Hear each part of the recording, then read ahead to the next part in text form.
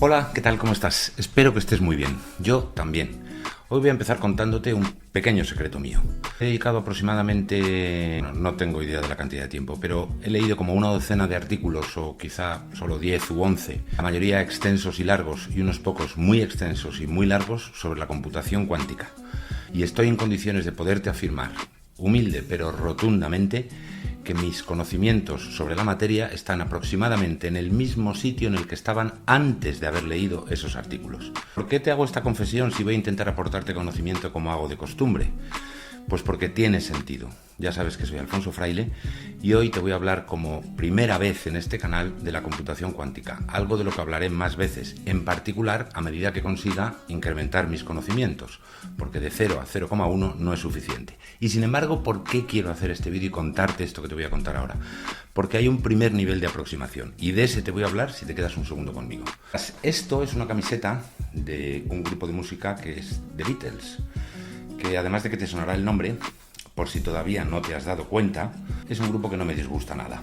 Y este disco en particular pertenece a esa época que se consideraba como psicodélica. Un estilo un poco peculiar, un poco introspectivo, un poco surrealista, y algo de eso tiene, con conceptos diferentes, el mundo de la computación cuántica. Para esta primera aproximación lo que voy a hacer es contarte lo que son los superprocesadores en cuanto a lo que nos interesa como concepto. Y lo que primero, porque no haya llegado a avanzar en el conocimiento después de dedicar unas cuantas horas a lectura de artículos, ¿significa que voy a rendirme?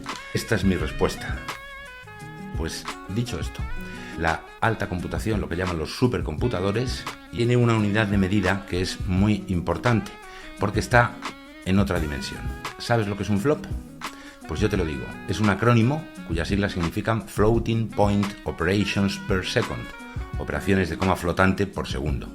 Se miden desde kiloflops, megaflops, como estás viendo aquí, y llegamos a los yotaflops. A mí el que más me gusta en particular es el de petaflops, pero no tiene nada que ver con que nadie lo esté petando. Lo que significa esto, o mejor dicho, para lo que sirve, es para medir la capacidad de velocidad de cálculo de esas supercomputadoras. Esa medida de cálculo de procesamiento es muy importante para un montón de cosas sencillas y, como siempre, te voy a explicar los conceptos. ¿Para qué es importante eso? Cuanta más capacidad tengas de calcular un montón de cosas en menos tiempo, antes llegarás a resolver problemas complejos o muy complejos. ¿Para qué hay que resolver esos problemas muy complejos? Pues te voy a dar lo que más nos interesa a las personas, a ti y a mí, en el campo de la salud. ¿Cuántas enfermedades que hoy es difícil o muy difícil curar podrá ser menos difícil o incluso casi nada difícil? Depende del diagnóstico temprano, se podrá hacer con la ayuda de estas máquinas. A que ahora ya encuentras que tiene una utilidad interesante en nuestras vidas. No podemos hacer nada por ello, nada más que desear suerte y que mantenga el ánimo alto a toda la gente que está investigando con eso. Construir esas máquinas es complejo de por sí, pero resulta que tienen tal capacidad de hacer cálculos por segundo, son muchos, o sea, son miles de billones de billones. No intentes hacerte una idea de lo que significa esa cifra, no es posible. Es una velocidad que es otra dimensión. Bueno, pues la computación cuántica pasa a otro nivel y multiplica por más de 200 veces la capacidad de cálculo de los supercomputadores. ¿Por qué eso es importante para la investigación médica? Porque cuando se trata de moléculas, de partículas de células, de interacción entre células, el cogerlas en un laboratorio y empezar a hacer cálculos para ver y detectar qué cosas causan un deterioro en la salud es decisivo para poder acabar curando esa enfermedad. Luego, esta es una primera aplicación, aunque tiene muchas otras más. Como cualquier herramienta, se puede utilizar bien o mal. Un martillo sirve para poner unos clavos y colgar un cuadro en la pared. Con un martillo se puede matar a una persona.